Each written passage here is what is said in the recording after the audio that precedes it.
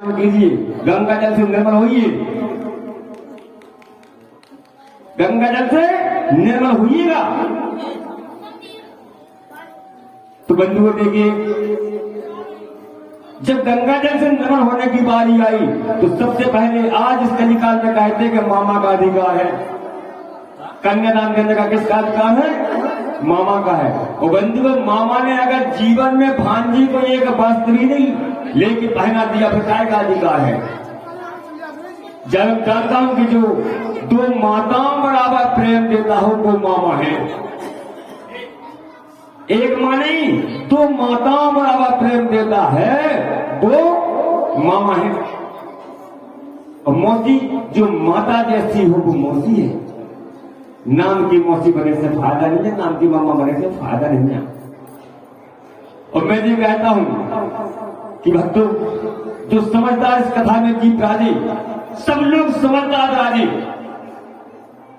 तो पहला अधिकार माता पिता को है, जिसने बच्चे को जन्म दिया, लाड़ दिया, प्यार दिया, इतना बड़ा किया, अपने आंगन में उसकी मैया ने उंगली पकड़ के चलना सिखाया।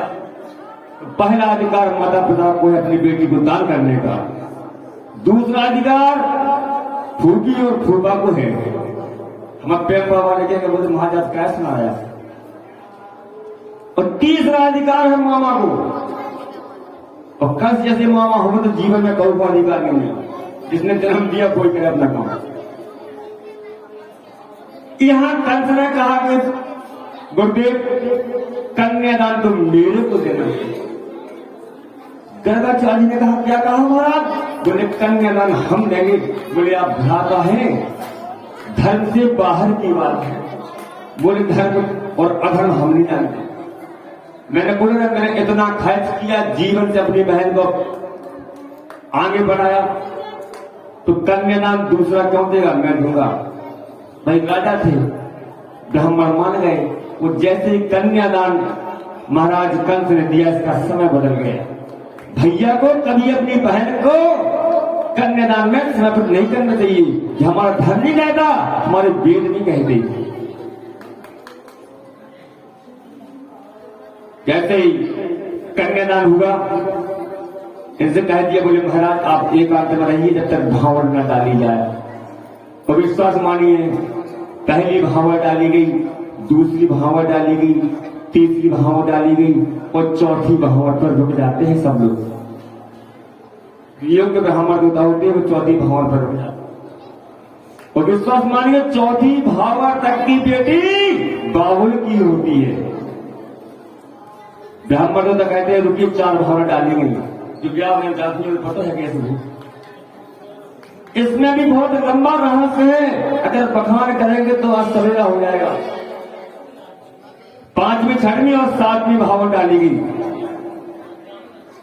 7, 5, 12 बचे हुए संपूर्ण संस्कार हुआ। और जब विदाई का समय आया तो वो कहते हैं कि अभी नहीं, कुछ दिन और रुकने दो। तब पूर्ण बात रुकी है। यहाँ गर्गाचार्य ने कह दिया, बोले महाराज जब बेटी का विवाह हो गया तो उसको ससुराल भेज देना चाहिए। अपने गुरुदेव की बात को मानते हुए वो भेजने का प्रयास करते हैं। और मन में विचार किया कि अपनी बहन को छोड़ने में ही जाऊंगा। बंधुओं, जो अपनी भांजी का, अपनी पुत्री का, अपने साड़ू की पुत्री का जिसका भी कन्यादान लिए हैं, तो नियम यह है, हमारे 18 पर 4 वेद कहते हैं कि उस मेढ़े का पानी ही पीना चाहिए। बुंदेलखंड के कई कलाकारों ने तो ये देखा कि एक छोटी जाति का वो यदि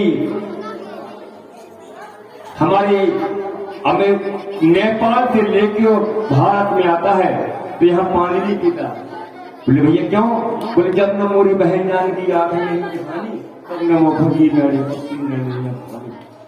एक गरीब की बेटिया हो और चाहे एक करोड़पति की बेटी बेटी होती है। बंधु, सब बेटियों का सम्मान होना चाहिए।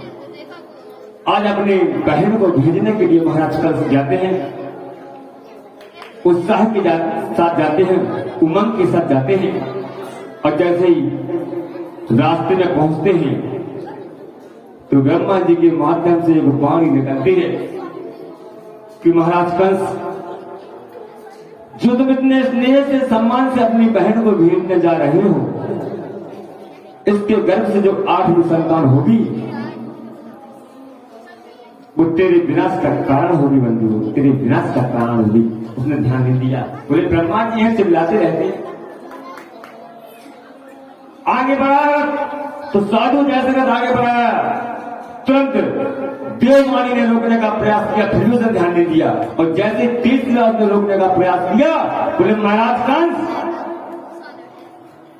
आपकी बहन के गर्भ से जो 8वीं संतान होगी वो तुम्हारे कुल का नाश कर देगी। तुरंत रुक जाता है। ना उसने सोचा, न समझा, न परखा, अपनी बहन की बाल पकड़े रस्सी खींचने को तैयार। एक पल पहले कन्यादान दिया, मारने को तैयार।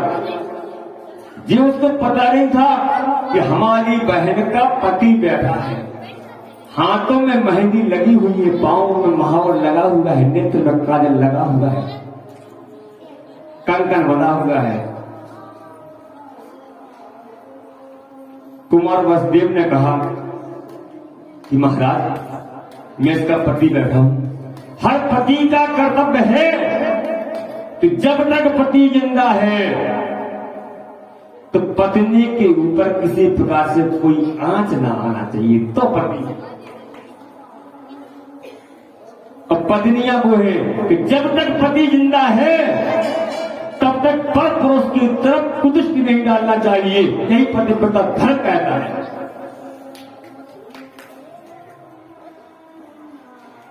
सब लोग कहते, बोले महाराज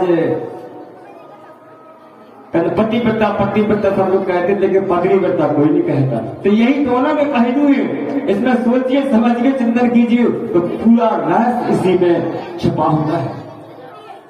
जीवन का के लिए एक दूसरे के जीवन साथी हैं, लाइफ पार्टनर है, जिंदगी का सवाल है। जैसा आप रिश्ता अपनी पत्नी से रखोगे तो पत्नी वैसा ही रिश्ता आपसे रखेगी। यदि आप अपनी पत्नी से छल करोगे तो आपकी पत्नी भी आपसे।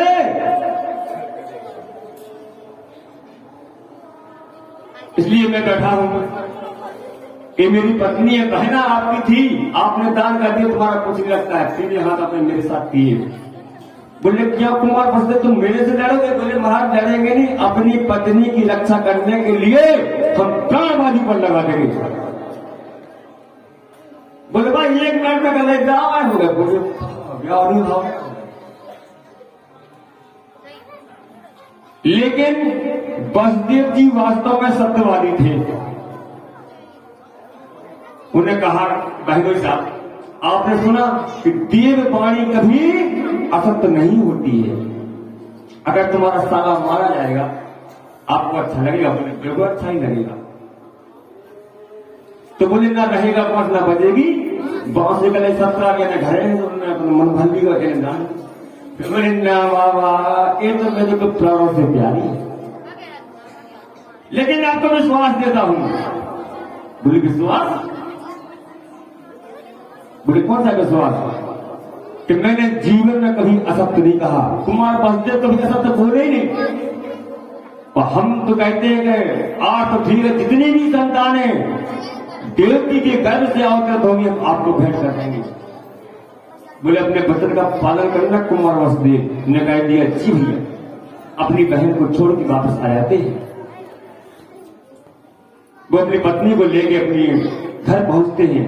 तो बंधु समय को देखते हुए ताबे में सच्ची बखाना जीवन यापन करने लगते हैं।